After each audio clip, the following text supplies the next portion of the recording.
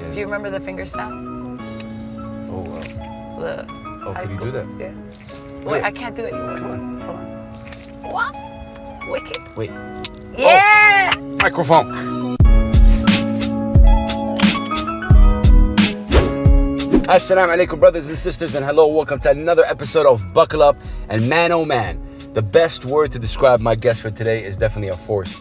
She is a person that believes in the, betterment of society, a women empowerment. She's the founder of Womena, a women, empowering platform. I want to sit down and talk to her about that. Blessings and peace to the one and only Elissa Freiha. Make some noise. How you doing? Thank you. Salam. How are you? How you doing? Bless you, fam. Good, dude. I'm so excited to be here. Thank you so much for your time. Really appreciate it. I know you have a call in 20-30 minutes or so. So we're just gonna, I really appreciate your time. No, are you ready to buckle up? For sure. Now is the time where you can. I've been waiting for this moment. How you do it? Can't wait to be safe on the road. Oh, bless you, fam. Okay. So listen, first thing is first. I want to talk about that period of your time when you did bakery. Yeah. In was it in Paris? Yeah, in Paris. So you're French, Lebanese, American. I'm like a total MashaAllah, mix. Earthian. Yeah, I'm an Earthian. Yeah. I'm Emirati, but Lebanese American. Emirati, Lebanese, American. Wow. And born and raised in Paris. MashaAllah. Yeah. That bakery story, when I heard it, I was like, okay, is that would you say is the start of your entrepreneurship kind of? Is that what led you to that? But tell us about that bakery kind of. I mean, period. Entrepreneurship in general was always something on my mind. So I knew I was going to start a business. Okay. It was just so obvious to me. Like even in school, I was, taking those aptitude tests. They would make you take these career aptitude tests to help you, see what box in society you would fit into. Okay. And I realized that you could tick any of the boxes and basically decide what the answer was going to be, and it wasn't something that you had no control over. So I was like, well, there's no box for entrepreneur. An entrepreneur is a person who can make their future whatever they want it to be. But at the time, I was really into baking. That? Yeah, always. Always. And my dad, my grandfather was an entrepreneur. He started a publishing company. God bless him. Yeah. My dad took it over and is very entrepreneurial. My mother is very, very entrepreneurial also. She's she drops a product or a business like every other day. She's in Montenegro right now, starting a business. Wow. You're a family of creatives. I know your brother. Totally. My brother is a musician. My sister's a film writer, director, and actress. So, my whole family is very creative, and I just knew that you could make it what you wanted. At that time, I was really into baking and making cakes. I used to eat sugar. I don't eat sugar anymore. That's toxic, okay? That is really bad. That's the worst drug on the planet. But at the time I was eating sugar, and I think cakes and, I don't know if you watch on Cake Boss on the Food Network channel. Yes, stuff like that. Yes. So that stuff was really popular, and I was super into it. Okay. And I found the first American bakery in Paris. Wow. And first American bakery in Paris. Yeah, okay. And you have to make that distinction because in Paris, a bakery is known as a traditional French bakery. So you make traditional French pastries and bread, and it's controlled by the state. So you cannot call yourself a baker unless you can make a specific baguette, and you make these specific types of pastries, and you get a certificate for that. Did you do a baguette? No, because we were an American bakery. So my bosses were the founders of the company. Okay. It was also an all-female team, and they. Interesting. Yeah, actually, it plays an interesting role. Okay. So they were two best friends who started a bakery after doing an internship in French baking, and they had to fight and essentially be activists to get the title of American bakery created, so that they had the right to make those cakes in France. And we used to have people protesting, not protesting, but some people would come in and cuss us out, saying, what are you doing? This is not real baking. Wow. This is not appropriate. What is this icing thing that you're doing, and all these tiers and this colorful stuff? Oh man. Yeah, so so it was cool, and I got really into it, and I spent 6 months there making cakes and being a barista, so I can also do really good latte art. I think that's amazing. I think the reason why I wanted to ask you that is because, like I said in the intro, you're a force, mashallah. Anywhere I go, and especially when it has to do with investments, startup, and stuff like that, your name always pops up. Your name, you're always there. Thank you. Yeah, it feels like you really how do I say that? You were able to break that wall and just made people believe in what you want with your passion. Thank you. Yeah, and you know, before I talk about Womena, I want to know like, what's so like, for example, in my case, I launched Saudi's first FM hip hop radio show because I was passionate about changing the perception about how hip hop is viewed in the Arab world. It's not only handshakes and it's not only booty shaking. Yeah, it's different. It's different than that, right? Yeah. That was my passion. With you, what was it before you start that? I believe you launched Womena on November 1st, 2014. Yeah, and I had moved to Dubai November 1st, 2013. So it was exactly a year. Exactly a year. But what before that? What led you? What made you so passionate about all this? You're empowering women, fam. You're empowering people, human beings. You're affecting. You're changing lives. Thanks. And there's an old Bedouin. There's an old Bedouin saying that says, "And الإنسان الذي لا أثر له لا حياة له," which means a person or a human being that no impact has no life. It's very so you're impacting. Love that. Yeah, you have an impact. You'd have to write it out so I can actually understand. What started all this in you? What sparked it out? I think the passion was always for entrepreneurship. So that, how do you define entrepreneurship? Well, that's the thing. So I hadn't defined it as entrepreneurship so conventionally. I think for me it was the passion of being able to control what you did in your life and being able to, empower people to live out their passions. I was just passionate about helping people. So at the time, I actually moved to Dubai. I was planning to move to Dubai, Abu Dhabi actually, sorry. It's all good. To open a bakery and a restaurant with one of my best friends who was a chef. Okay. And the summer before moving here, I'd finished school and I was sitting down with another friend of mine and she introduced me to this concept of startups and of angel investing and the fact that angels were people who could put small amounts, relatively small amounts of money. Yes. I mean, they're large amounts to a lot of people, but let's say $5,000, $10,000, which is usually seen as a very small amount in the investment world, and be able to actually help guide these businesses to be successful. And I, as a 23-year-old woman, conventionally was always told that I wouldn't have value unless I proved myself. So I expected to go like down a corporate route for like 30 years and then you prove your value and then you can help people. But at 23, I realized nonsense, I think. Nonsense. Yeah. And I could, let's say, get a $5,000 loan from my family office, invest in a startup, and work with a technologist who doesn't understand marketing when I understand marketing. And I had value. All of a sudden, I had a reason, to really help them in a way to be productive and to guide them. And I thought this was incredibly empowering as an individual, regardless of gender. So we decided to come to Dubai and launch at the time an angel network and an angel group to help other people connect with startups and other people help entrepreneurs grow.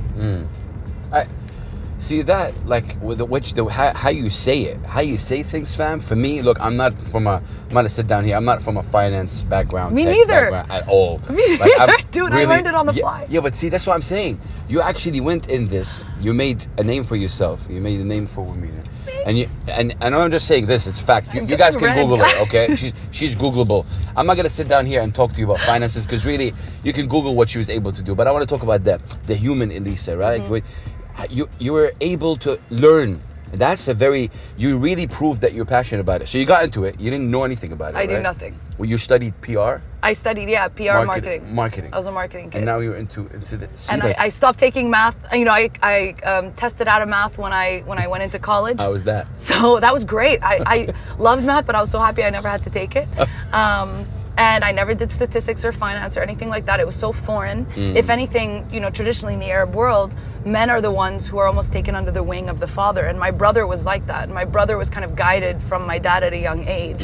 And subconsciously introduced to the world of asset management. Even though he's a musician, he's a producer, but he probably dope guy, check him out too. Super dope, Ice Cream. At Mr. Cream on Instagram. I want to know what the story with the name, but later on. But because he's the only boy in the family, was the one who was expected to take over the assets, right? And to learn investment. And I just thought that was unfair. So when I moved here, and again, I'm the youngest, so nobody really expected it, I started talking about all this finance stuff. And God bless them, I love my family and they've always been so supportive.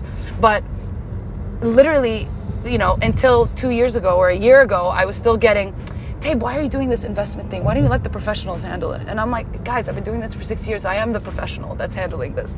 I don't understand. But it's tough. And I had to read a lot of books and I had to talk to a lot of people and you know, just get up the fear. And they supported me by giving me a loan to be able to make my first investments. So if somebody's watching us right now and you said the word fear, were you in this process, were you afraid in venturing in? Yeah. Did you feel like I'm still terrified. You're stepping into territories that, you know, like it's like sharks right all over you. You don't know who to trust sometimes. It's very a man's world. It's did that affect you? Because I don't see that. I don't see that fear. Because you're a man. No, I don't see that. You don't feel that fear in me at all. Oh, yeah. I look at you. I go like, yo, fierce, force, powerful, boom, amazing, boom. No, I'm terrified. I was terrified. It's good to know that you are, but I mean, because you're a human being at the end of the day, you feel. But tell us about those feelings. Well, you have to put it in this context. You know, I'm walking into rooms where everybody is twice my age, all male, corporate backgrounds. Oh my God. Very monotone and have egos kind of the size of the Burj Khalifa. Hold that thought. Perfect. But see, this is where you come and break the barrier. You're coming in, like you got the attitude, you're like very, you know, and I don't see that in the corporate world. I see very... I know, but that's what's amazing. That's why it's so easy. This is what's happening, and this is, you come in, you're like, yeah, you're like, oh wow, yeah, she moving, man. But that's what's so easy, is it's so difficult for me to be corporate and monotone and calm and not move my hands. It's so difficult. Hey, that's so dope. What comes naturally I want to celebrate that. Yeah, what comes naturally to me is to be colorful and loud and extemporaneous with my hands, right? And so... As the first one to say that word, buckle up, ladies and gentlemen. Extemporaneous, guys. Pick up the thesaurus. Oh, man. Okay. So it means when you like move your hands quite a bit, and that's an Arab thing. But when I realized that, wow, like these people are... innately, they're actually more scared. They're scared to step out of a comfort zone. They're scared to open up, to be heard, to speak their own voice. When I was on panels, you know, I realized I was already standing out. Like at first, I was very calm and contained. I saw a couple of panels for you, and I told you stand out. Yeah, well, first of all, I stand out because I'm colorful now. But at the time, like I would wear like a more demure, you know, maybe corporate dress. Like I cut my hair. I took off all my bracelets. I thought I had to like fit in a little bit. That lasted about 6 months, and then I realized, you know, first of all, I felt bad for the audience. Okay. Because like voice of the people you are. Because I feel bad for them when I'm hosting and I'm seeing sometimes. Oh my God! Wajam. It's so not fair. It's such an ego game of these people sitting on stage, speaking like this, and not being honest. They're not being authentic. And so I realized, man, it's unfair for this audience who's giving us an hour of their day. Or 30 minutes of their day, and they're just hearing people repeat whatever the PR person of that company told them to say. So I owe it to them to be honest and to be authentic. And then I realized it was so much fun to shake up the panel a little bit, to start being outspoken and vocal, and then having people next to me be like, oh damn, I gotta step up my game now, you know? And that happened in investment meetings. Okay. You know, at first I was coming in and I realized people were judging me like I was the intern, or I was mistaken for a waitress, or I was mistaken for somebody's daughter who was there to like watch daddy work. What? Really? Yeah. And then I realized... You felt that, or someone actually... No, they would say that to me. And I realized there's power in that because you're being underestimated. And I love being underestimated. Wow. Because y'all don't know. Like, I mean, granted, I had nothing behind me at that time. I get you. But I learned quick. Mashallah, wow. So let them underestimate me, let me learn, and then let me come back and show them. But see, fam, what you said right now is not only a lesson in entrepreneurship, or it's a lesson of life. Like, it's not, that's what I'm saying. I learned that, like, the hard way. A lot of people listening in, everyone has their own path, and I think this is amazing. Does the fact that you come from different background help, like Arab, European, American, does that help in like you breaking the ice with people, for example, or? Yeah, I didn't actually think of that before, but I'm sure. My father's very charismatic. MashaAllah. My whole family. I see you guys on the stories. Amazing guy. Bless up my dad. I love him. My whole family is actually very outspoken and charismatic, and we find it easy to talk to people. But yeah, I think coming from, you know, an Arab background and an American background. I think you understand you're inclusive as well. I have to be inclusive, but I also have to learn to understand their biases towards each other.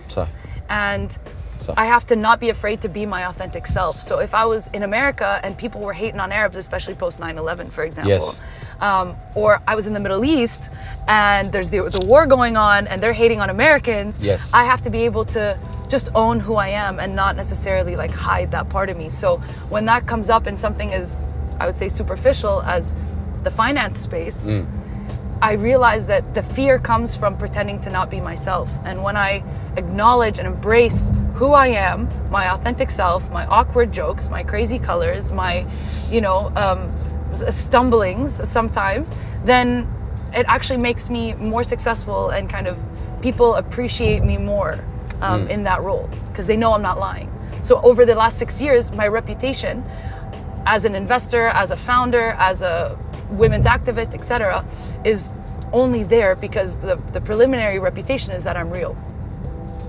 Because I don't mess with people I don't need to mess with. And inshallah, you remain real, no matter what. For sure, dude. Khalas, I'm too far gone now to go back. You too. Thank you. I think what's really interesting is to hear your... I've emceed some events where it's like, you know, there's, you know, like a guy who has an idea and he's pitching to investors, and I try always to kind of let them feel like, you know, you're not doing anything wrong. This is your passion, idea, go with it. So one of the things I use is bandana. Like I'm not myself without the bandana. Nice. Right? So one time there was a lot of people all wearing suits and stuff like that. Come in and there's this guy who's really nervous, but he has an amazing idea. It's good for humanity. It's good for that. So I'm like, listen, man, I'm gonna do something just for you. So I took up my bandana. I took up my bandana and just showed to the people, like, listen, I am not myself without wearing my bandana. And the people over here, they're not wearing my dress code. They're not wearing, but I had like a suit on and I wear my bandana on front of the suit, just to show that, listen, there's nothing that actually, there's no rules. That's what I'm trying to say. Yeah, there are no rules. You know, and which brings me to my next question for you. When you are when there are pitches going on for you as Elissa, what attracts you in the person other than the passion? Because I know you're very passionate. Yeah, passion is important. Passion is important, but you have to make sure not to confuse passion with hype. Aywa, this is what I wanted to talk to you about. Yeah, I think I fall into that. Okay. I personally fall into that. What does that mean? No, when you said that, hype and passion, what's the difference between both? Because I believe that there's a big difference between passion and hunger. And also hunger and anger. People mistake both. For example, a lot of people think I'm angry the whole time. Really? Yeah. What? You seem like the happiest person. No, because I'm vocal about, for example, hip-hop, local towns, and you're like, you know? Yeah, but like, you're vocal about positive things. Yeah, but see, it's tricky. But with you, how do you define, what's the difference between passion and hype? Look, hype is fluff. Passion has... How do you make the difference? Passion means you care. Passion has knowledge behind it. When you're passionate about something, you put in the effort to read, to learn your numbers, to understand the problem that you're trying to solve or the opportunity that you're going after from start to finish. So you're realistic about what your challenges are going to be, and you're not afraid to overcome those challenges. Hype is ignoring completely those challenges, saying, I'm gonna do this, it's gonna be great, everything's gonna be amazing, and we're gonna change the world. And both, you know, can transmit energy, but one actually has substance to it, behind it. Yeah. And the other, you know, has just good vibes, basically, which are great in some contexts, you know, but not necessarily in a business space. When you give an advice to someone who just pitched, are you real with them at that point? Yes. That one-on-one interaction with the people looking? 1000%. Even if it means that you could be harsh a little bit? Yes. But I'm nice, but I'm harsh. Okay. I'm nice and I'm harsh. So I've had teams that have come up to me wanting my opinion, and they'll present me with a specific business, for example, and I don't believe in the business model for where they're trying to take it. But it's not for me to say, you know, this is bad or this is good. It's for me to say, well, what are you looking to achieve? Okay, well, the way you're currently going about it doesn't seem like it's going to actually get you there.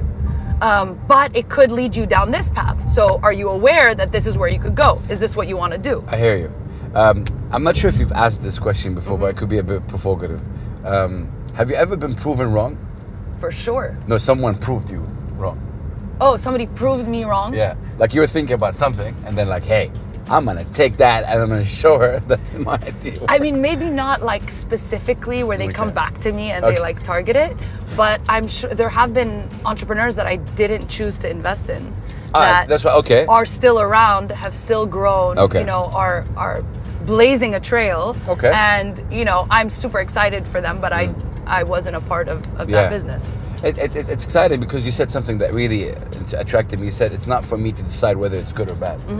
It's their life path to choose. But you can maybe direct them or help them because you've done that before. You know? Yeah. I can give, you know, another example, like an entrepreneur that I still to this day very much believe in. I think she's one of, you know, the most talented and has some of the most potential I've ever seen in the region. Okay. But, you know, she was in the early days of her startup. I was willing to invest in her. I even gave her an offer. Okay. And she accepted it. And then things in her personal life went wrong or started drifting, and her priorities shifted. And so her priority was no longer I need to be an entrepreneur, but her priority became I need stability and I need to take a job in order to be stable. And she was so upset because she didn't want to disappoint me. And and we had this conversation where I said, listen, I would like to invest, but it's only in you. So if you're telling me now is not the right time, then I have full support for you to say that. And whenever you do decide it's the right time, I'm all yours. But I'm investing in the person. I like that. Yeah. Wow. So it's not for me to decide what their life choice is, you know? As long as they're real with me and I'm real with them and I can trust them, then I think it's all kosher. Wow. Man. What's secretly something that on your bucket list as Elissa? What's something that you've always wanted to do, you're working on, but Does it have to be work related? No. Oh, yeah. Actually, I don't want it to be work related. Do you know what American Ninja Warrior is? No. Okay, do you know? Okay. Do you know? Azarel? Do you know what it is? I've probably seen it plenty. For sure you've seen it. So it's these insane obstacle courses. Oh, okay. But they're not the ones like the mud course, Tough Mudder, and like where you have to jump in the mud. Those I don't mind at all. But they're these ridiculous, like Takeshi's Castle was an old school one. Okay. So these kind of... You like this, you like mountain climbing and stuff like that? Yeah, I love rock climbing. Okay, rock climbing. Mountain climbing, hiking also is really cool, but I'm more of a rock climber. Okay. But women have 30% less upper body strength. Okay, physically, it's just it's a genetic thing. So a lot of these obstacle courses, and the ones I'm talking about are these big televised, ridiculous obstacle courses that are built where you have to like jump on this trampoline and land on like grabbing something that's like an inch long with your nails. I know. Okay. Or like you have to climb a ladder. You want to do that? I want to do those crazy things, but they're usually biased towards men because they favor upper body strength and they favor height.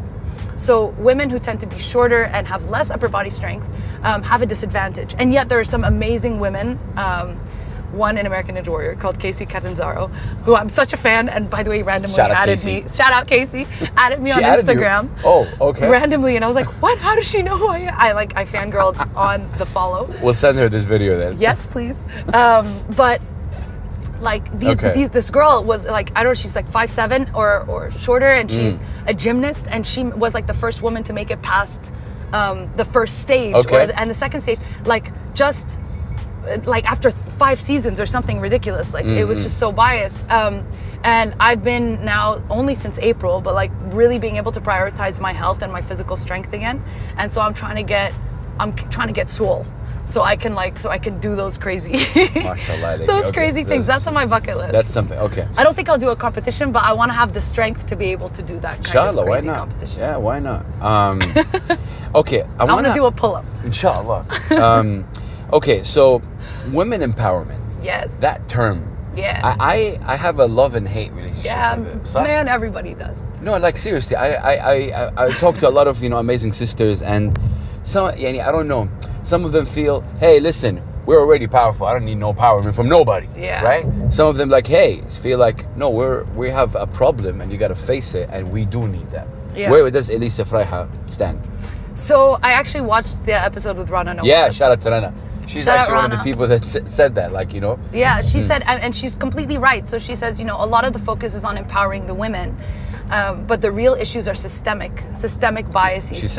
Even if, my generation of men come up to me and say, but I'm not sexist, I'm not biased, I totally believe men and women can do equal work.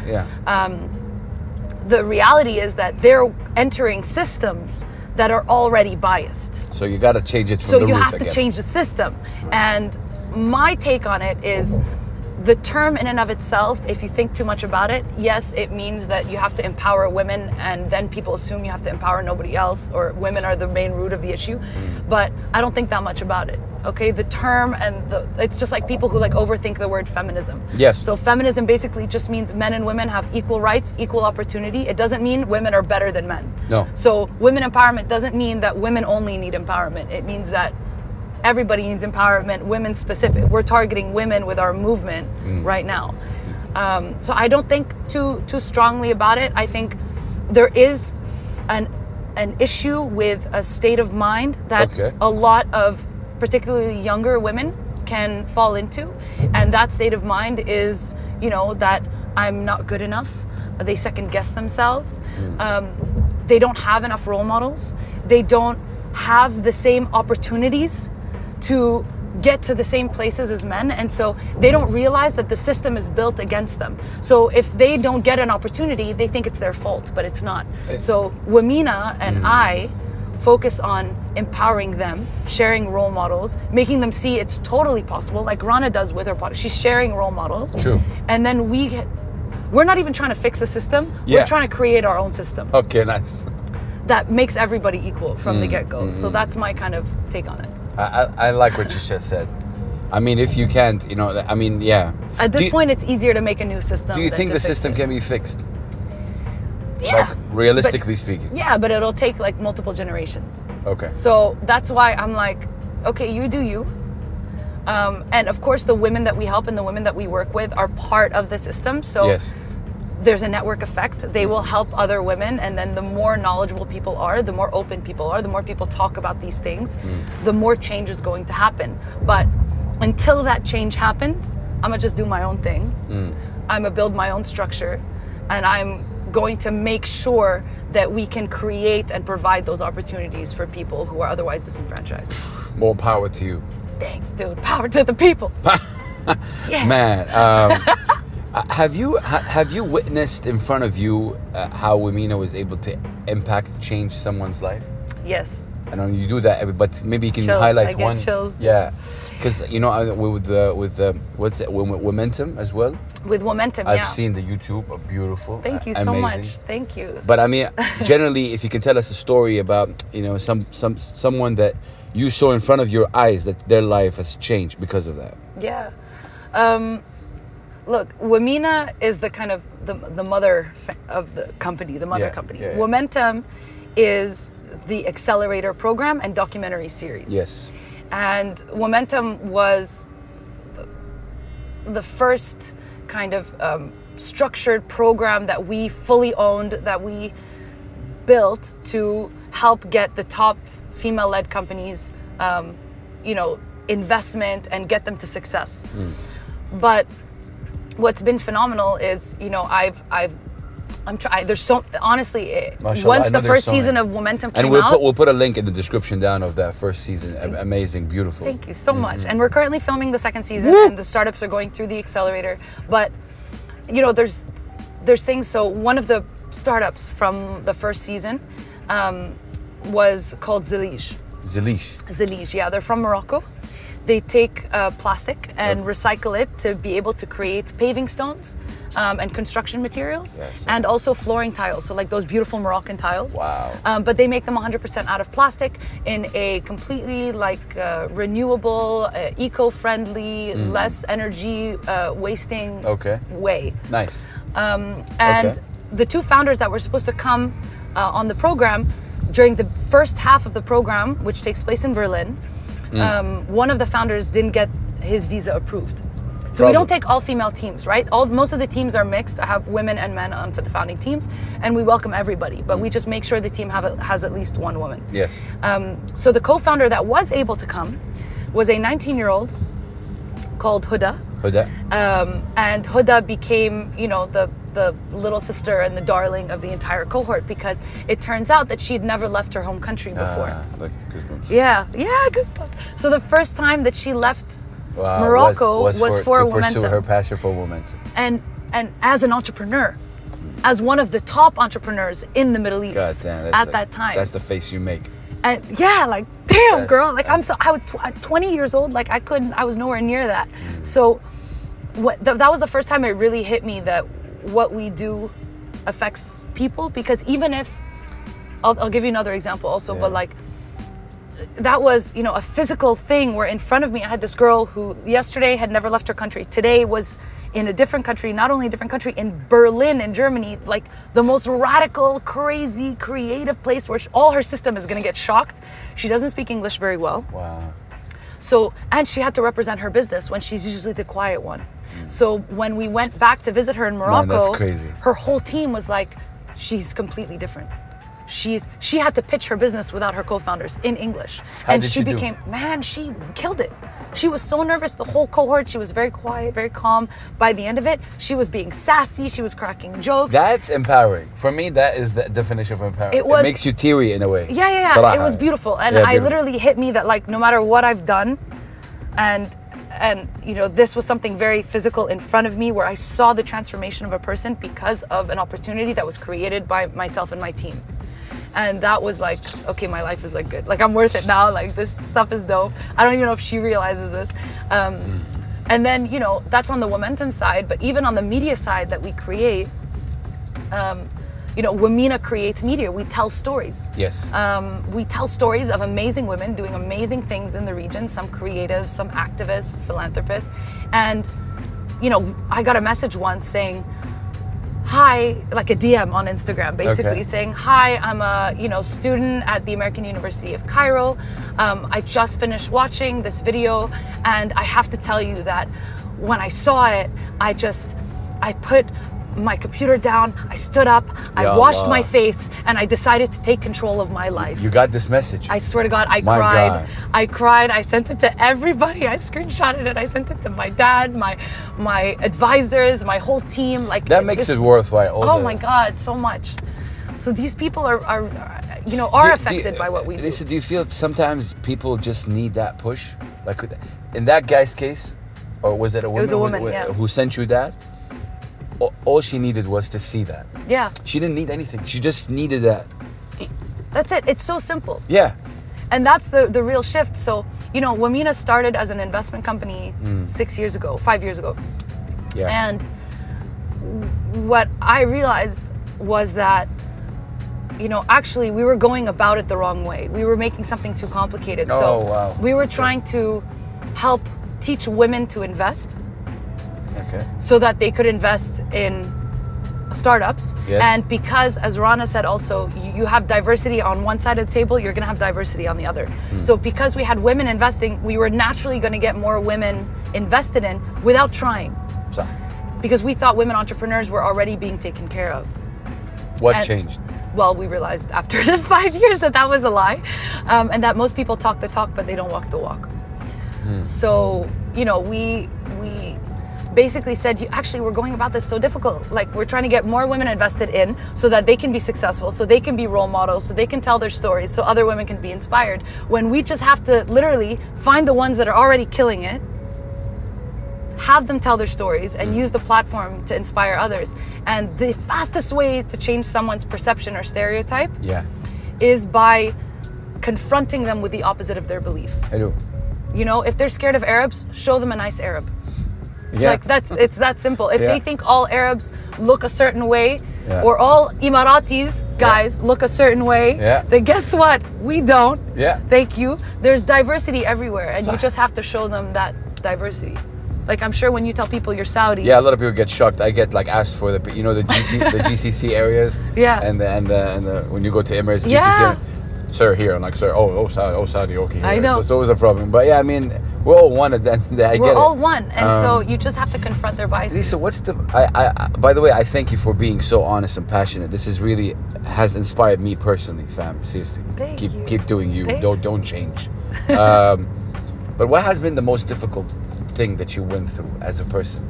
Because you seem very, obviously, positive, energy, passionate. People see that.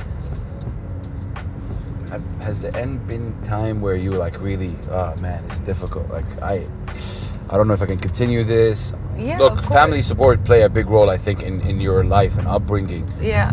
But you as Elissa, did you ever pass through that? Yeah, of course. I mean, look. And how do you tackle that? I think every founder can own up or should own up to the difficult times that they go through. You know, we all deal with our own bouts of depression or anxiety that's linked to the work. We all deal with self-doubt. We all deal with burnout. We try to avoid it. We deal with burnout because the first thing to go when you're starting a business is self-care. Yes. Is eating well and going to the gym and seeing your friends and your loved ones.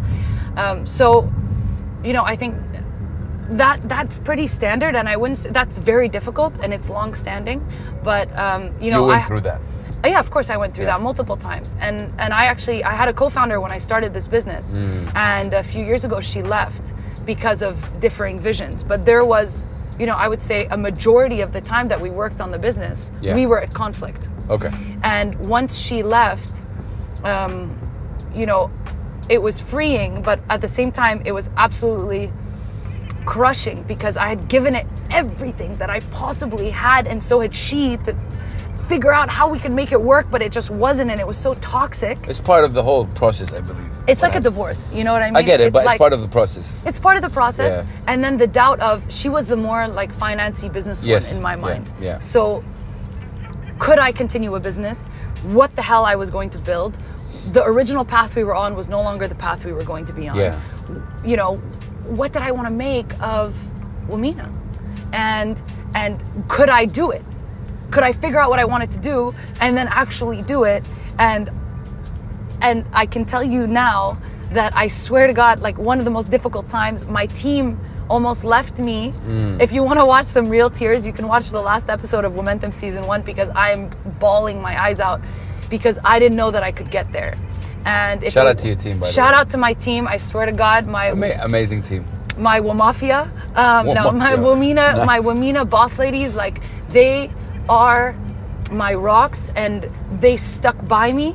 And not only did they stick by me, but we were able to attract like doper and doper women. And I keep getting shocked that my team is so cool. Like they're so passionate about what we're doing, and they're so hardworking, and they've built and conceptual. Like I've just given them the platform to do it, you know, and allowed them to be their best selves, because each one of them is almost an entrepreneur in their own department. Wow. And they've built Momentum that was successful, and we had a web series, and we had an accelerator, and that happened in the span of a year when none of us had experience in either. But you got the passion. But we got the passion, and we had each other, and we like made it happen. It sounds so cheesy, but I love you. I love you. Yeah. Oh man, this is just really fantastic. Thank you. Okay, we can still have like we have time. 7 more minutes. Do you think that every one of us gets their own success story in a way, or do you believe that, or some people are just khalas going to be failing, or is that failing part of the success? What's success to you, Elissa? Man, success is like self-satisfaction. Success every single entrepreneur, everybody says that, but really? I don't. Yeah, but I don't get it. I had Raj Kutecha the other day on the show, and he said the same thing. It's like, it depends on you. But I'm like, okay, let's just, and he cut down the barriers. What does that mean? Like, what success? Okay, if I feel I'm successful, khalas, I'm successful. Yeah. Even if I'm viewed by literally, the others. That's life. Because no, it's not. It doesn't matter, because the goal is to stop caring about what others think. That's for sure. So that's one. So if others don't think you're successful, but you're chilling, beep that. That's it. Some people, for example, will hate on women for leaving their job to go take care of the kids at home and to take care of a home. That is tough work. You're like you're basically managing a mini business with, you know, a team that is totally unreliable, and like that in and of itself is respectful. So it's something that you can, you know, if she is proud of the work that she's doing or the way that she's passing her time, then she's successful at life. Most people live life miserably. Most people live life unsatisfied. Most people top CEOs, Michelin star chefs who have 3 Michelin stars, maybe they lose 1, that's it. Their life is over. They're not satisfied because so much of their self-worth is based on other people's perceptions. And the biggest life lesson is that you gotta just be happy with yourself. Thank you. I love that. See, I love what you just said. Oh man, okay. What kind of music do you listen to? Other than, of course, shout out to your brother. Shout out. Ice Cream is on my playlist all day, every day. Sound Snobs, Troy Boy. Talking about Ice Cube, what's your favorite song for him? Oh, Or like, what's the production? What? I like the project he did it with Majid. Majid is somewhere. Majid was good. Yeah. I'll tell you. Look, one of my brothers. Watch out. Boof. One of my brothers. One of my favorite songs of my brother is actually a song called "Listen." It's a very vibey, kind of jazzy track. Is this the one? Yeah. You vibe to that? This is it. Oh. Because he was a saxophone player when we were kids. He was? So he can actually play that if he wanted to. But I feel like this brings in some like deep house kind of stuff, some smooth. How would you sum him up in one word? Ice Cube. Bounce. Bounce. Watch, listen. It's good. Come Let's back go. too. It's so good. He's really eclectic, you know? He's got different flavors of Scoop. We're walking by Baskin Robbins. They got 31 flavors. My brother's got like 31,000. Oh, wow. Have you seen him produce? Of course. I've produced songs. I've been in songs of his. Really? Which ones? I won't say which Oh, wow. ones. They're the good ones. No, I'm kidding. No, because I used to do slam poetry. So I love hip hop. I grew up with hip hop. You used with to my do brother. slam poetry? Yeah. And slam is very easy to. Do you see what I'm talking about, rap? Oh, wow. How'd you fall in love with hip hop? What is it? Because of my brother. So Okay. he controlled the radio on the way to school every Nice. day, which meant that What we grew did up. he play? Do you remember? Too Short, Naughty by Nature. Oh. My mom's from California, so we love West Coast rap. So we're Yeah. like Tupac, NWA, Dre. You know, we're big fans of the West Coast hip hop scene. Naughty by Nature, yes. Naughty sir. by Nature, if anybody knows. Kind of fell off the map a little bit. But you know, from hip hop, I think I developed a passion for so many other things. So Have you ever used hip hop in a pitch or? always. Really? Yes, all the tell time. us. I used to introduce some pitches with like catchphrases or like What? or lyrics from hip hop songs to make it more Really? interesting to entrepreneurs. And how? What's so the like feedback? Biggie is like an entrepreneur actually. If you listen to a lot of Biggie's music, Yes. I can't say one of the verses right now, but like It was all the dream. it was all a dream, Yeah. and the guy's talking about the real hustle. All of them are entrepreneurs, right? Yes. Granted, a lot of it is like dope and like on the streets and Yeah, stuff. yeah. But these guys made it from you know nothing to something. What's the reaction of the people when you say that? They laugh. I mean, these are awkward jokes that I make because they're so used to being so stuck up sometimes. So I shake it up with some hip hop in there, and it works. But you know, I think to me, like one of the best concerts of my life, I just went to go see. It was a bucket list you're talking about. Okay. The Roots with Mozart on the mic. Wait. What? I know. What? What? I got a good That's the last sidetrack. concert I just went to in Berlin a month ago. Yassine Bey, The Roots. Yassine Bey with The Roots. How was that? It was amazing. It was insane. I was on such a high. I mean, it was one of the most incredible kind of musical experiences I've ever gone through. And, you know, most of us were familiar with The Roots, but we had a couple younger, I would say, millennials, 27 and under, who are completely unaware of who The Roots are or who know them through Jimmy Fallon. Yeah. Which shocked. This is like, I mean, Black Thought is one of the most underrated, I think, MCs, the rapper. That 1,000%. 1,000%. And then if you know, it's interesting to see the history of hip hop that came from things like blues and jazz. Of course. And I love the blues and I love jazz and I got into Motown and that's kind of the type of music that I listen to. So with Elissa Freiha, we can talk top MCs of all time? For sure. So who are they? Oh, okay. So I think Eminem is up there for me. Nice. And actually linked to Eminem would be Kendrick, close by. And I know that Eminem was like an inspiration to Kendrick at the time. But Yassine Bey is up there too. Nice. No Tupac and Biggie. Listen, I love them as symbols. Here you are.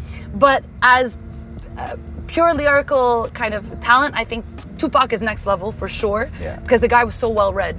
And he had a way to bring in such complex thought to the people.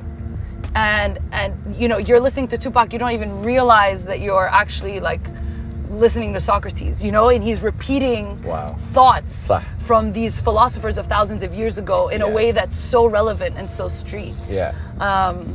But You know, I think actually Kanye is super talented also. Oh, Kanye. I don't know about the new Kanye, the old Kanye. His attitude is terrible. Maybe. College dropout Kanye. Yeah, yeah. Or even Watch the Throne Kanye. Yeah, man, yeah. You know, wow. I don't. Okay. Hermes versus sophisticated ignorance. Yeah. Write my curses in cursive. Like that's so beautiful. It's just like it just sounds nice. Like it's just. What can we find in your MP3 player other than obviously hip hop? Is there anything else like? For sure. So I have actually. I love kind of like Afro jazz and ethnic folk, and I've been like a lot of the music I'm listening to is in languages I don't understand. Can you give us a name? If you have any? Oh, I can't even pronounce them, but Jorge Ben, for example, or Cesaria Vora. Okay, we'll check that out. They sing in Portuguese. Nice. And there's this beautiful kind of jazzy tone to it, and anything that's kind of that has some disco beats or some interesting percussion in the background, but that is in Arabic or in cool. In Do you listen to Arabic Yoruba? Music? Arabic music? Not that much. Okay. Not that much. Although I was just introduced to Mozart in Arabic. Huh? I highly recommend it. It was a production that was put on back in 1997 of a Mozart opera. And the songs are sung in Arabic, but the same melodies, and the music has been Arabized. So it's called Mozart the Egyptian. Yeah, salam. I gotta check that out. Yeah, and so you'll have the traditional kind of orchestra playing, but you'll also have the derbekke playing in the background. That's beautiful. Yeah. Man. So I gotta send you some Arabic alternative music. Please do. Yeah. And I know that there's a big kind of like Egyptian hip hop scene growing right now. There's a big Arab hip hop scene, really. Like it's, you know, it's different than obviously the booty shaking, the pop music, which is like 100% about حبيتك وحبيتيني وخنتيني and you left me, and you know, seriously, this is a pop world, right? But these guys are singing. Actually, the mainstream media doesn't want the Arab rap to really succeed. That's another topic. Why? Because they're saying something that are, you know, very powerful up there. They want you to still be like with all the respect also to pop artists, but it's only one dimension. Like I love you, you love me, you. But life is different than love. There's more things, obviously, and you could talk about love in a different way as well. Yeah. Social issues, community issues, political issues. Yeah. But so they're afraid to push it because these guys are saying something actually meaningful. Yeah. But before we drop you off, I had a question for you. How do you define procrastination? Because a lot of amazing artists that I see, I'm talking arts-wise, they procrastinate. Yes. How do you, for you? I'm Did you fall terrible into that? procrastinator. Yes. How? You? Yes, I That's was the worst. I was the person who like wrote my essay, you know, in the hour before it was due. Like and I would stay up all night for 9 hours saying I was gonna write the essay and not sleep and sit there and then just procrastinate and go do my nail, like paint my nails, or like go make a cake, or go watch a movie, or go and just keep pushing it because look, for me, procrastination, and still to this day, I procrastinate on things that I'm not excited to do. But as a founder and as an entrepreneur, you have to do so much that you don't want to do. So you learn to just suck it up and get it done. Okay. Sorry. Is there a way, right not against the road? Yeah, this way. Did you go in through here? Yeah, we went through here. I'm like, woo! And, bad boys. But then it's like, life. yo, there's no cameras. I'm like, okay. I didn't want to miss that. Okay, go ahead. Yeah, you take the first right and then the second service road. Cool. Got you. Okay. Yeah, I mean, for me, look, procrastination is giving in to not doing what you don't want to do. You're being spoiled by procrastinating. Sorry. And at the end of the day, if you really want to be able to get to a level and live your truest life, you can't always only do the things you love. You can follow your passion and follow what you love, but there's so much bureaucracy and there's so many hurdles that you have to end up, you know, doing some things that you find difficult. So to this day, I absolutely hate Excel. I still have to do the financial modeling for my business. And I learned financial modeling on the fly at Next Service Road. Nice. Or, you know, like the way I used to have to do payments, for example, to pay salaries. Yes. Used to take like 5 or 6 hours on its own. So when I knew at the end of the month I had to pay salaries, I was like dreading it, yes. but I had no choice because I had people that were dependent on me. Okay, okay. And what I realized my hack was if I'm the only person I have to please, then I give myself slack. But if there's other people on the other end, I will never want to disappoint them. And so I end up doing a lot of things that I don't like to do when they need to get done because there's somebody else that's dependent on me. Wow. That's like going to the gym. I have to have a trainer, right? I can't procrastinate going to the gym. I can't go late because the guy's there at 8 a.m. waiting for me. Okay, so 2 things I want from you. Yeah. A message to your team. Yes. If they're watching this, what do you tell them? So I love you girls, man. And Karim, we got to do it on the team too. But I love each and every single one of you. So Dulce and Hadil and Mary Stewart and Samira and Christina and Amira and Farida. Man, mashallah. My girls and Tiara. Okay. My girls are everything to me. And even Karim, who's come and joined the team recently, like, they've just been so supportive, and they've been supportive with me and understanding with me as I've gone through my own personal journey. Like, I haven't been hiding that from them. True. So we're all, in this together. And like, we made a web series, guys. We made a web series. We have an accelerator, and I'm on Buckle Up with Big Us. Oh man, and blessings. Real kings. Oh man. Another message to your family. I love you guys. Thank you so much for supporting me and for giving me kind of all that energy and the belief that I needed. Even in times when you didn't actually believe it, you knew that you had to give me that belief so that I could accomplish the best. And nice. Your pride in me is what I live for. Family comes first for you? Family very much comes first, yes. Nice. Last message would be to somebody who is watching this. He or she has an idea, but they didn't find anything to believe in it. How would you tell them a message that can inspire them to dig deeper and go? Actually, if you don't believe in it, don't do it. Khalas. That's it. If you don't believe in it, don't do it. Only do what you believe in, and that goes for everything in life.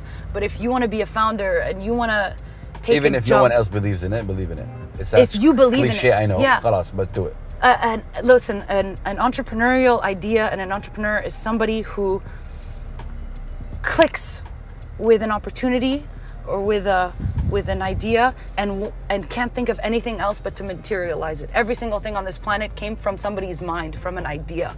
So you can do it. You just have to believe that you can. That's literally the life hack, is if you believe that you can do it, you can do it. And maybe there's certain skills that you can't physically do, but other people can. And if you believe in it, you can build a team like I built a team and make something do your own thing. Amazing, dude. Yeah. Like you can convince them to believe in the same thing that you believe in and make it a reality. I wouldn't have ended it. Thank you so much for your time for that. Really, it's been amazing watching you talk and listening to you talk, because for me it's been a tough journey as well. Like just launching hip hop in Saudi, I've been called an infidel, and I really like what she's saying is right, guys. It's true. My people call me infidel, kafir.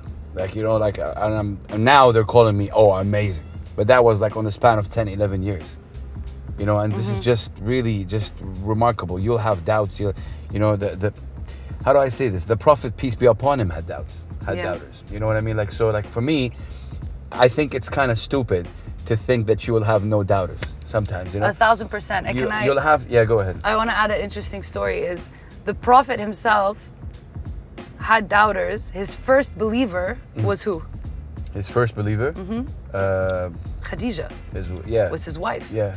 And Khadija, of course, was a boss lady. Yeah. Like she 100%. Took over her dad's caravan, and legend has it, like she grew it to one of the most successful in the region. And he was supportive of that, subhanAllah. He was supportive of that. He wasn't, like what the stereotype is, like a man, I don't know, but he was supportive of that. He loved her, and he was younger than her.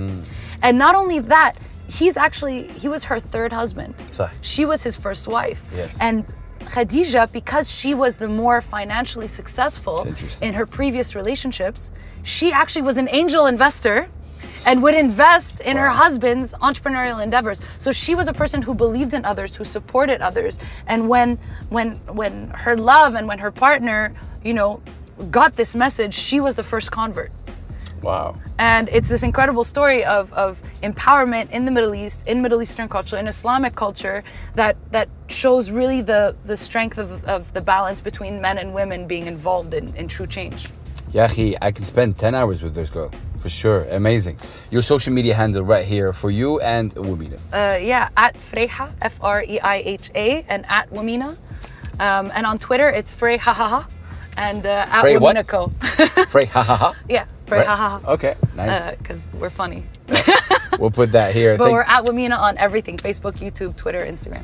Check them out, guys. Thank you so much for being who you are. Thank you. Stay real. Thank you for being who you are. No, seriously, big up. I'm not just saying and that. And thank you for being who you are. Yeah, for sure. I mean, I think the first time we met, I was just saying, wow, amazing hair color right there. Like, wow, like, you know, and I was like, you know, I found out a lot about you. Shout out to the Dukan guys. I know they're, you know, very supportive, and I've actually listened to your podcast with them, and I think they're amazing. Yeah, they're amazing. Shout out to them, man. Dukan show. Yeah, brothers and sisters.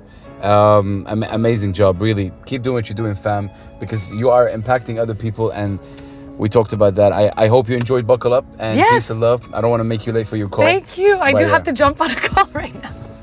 Thanks, dude. Take care, fam. Peace and love. Like and subscribe. Assalamu alaikum. Yeah.